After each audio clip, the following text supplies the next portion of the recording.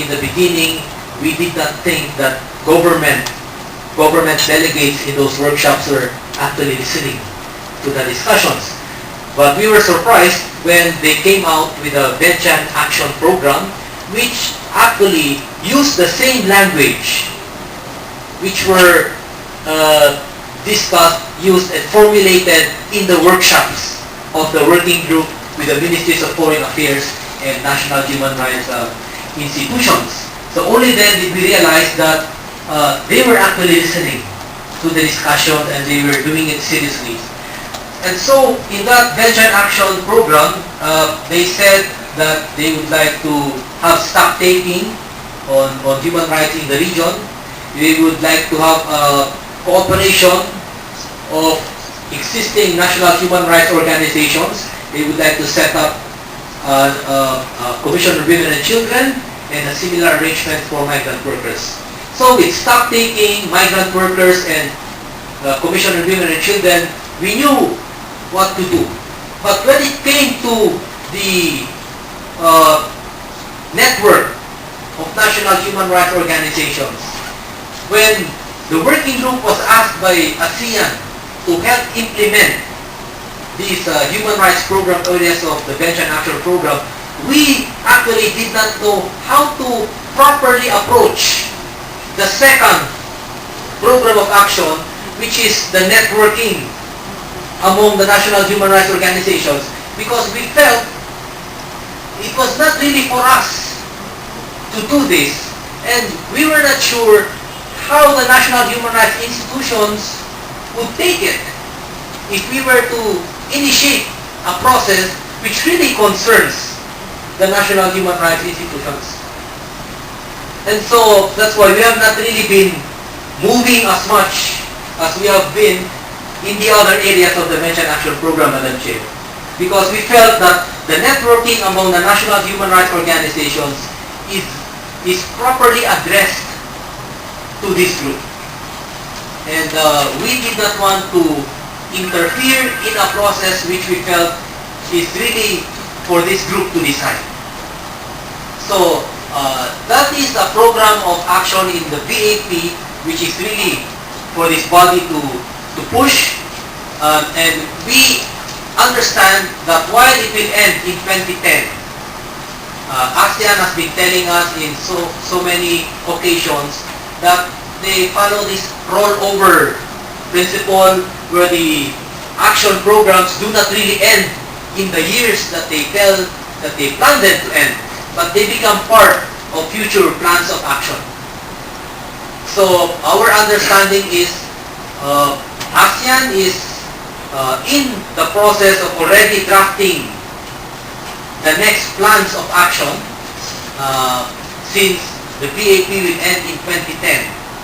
But our hope is whatever has not been realized in the Benchan Action Program will become part of future plans of action of ASEAN. What had happened before, you have given us your thoughts about some of the issues that are inevitable to be addressed because of the past developments in our environment, in both the ASEAN region as well as in the international community of human rights.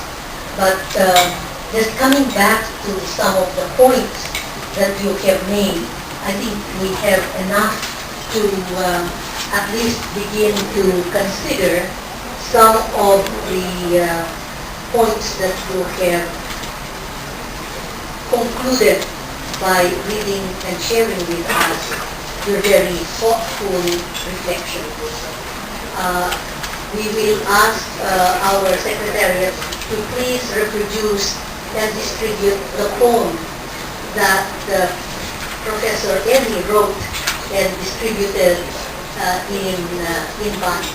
We will have an Eli collection of poems, essays, and reflections. So thank you, Professor Eli.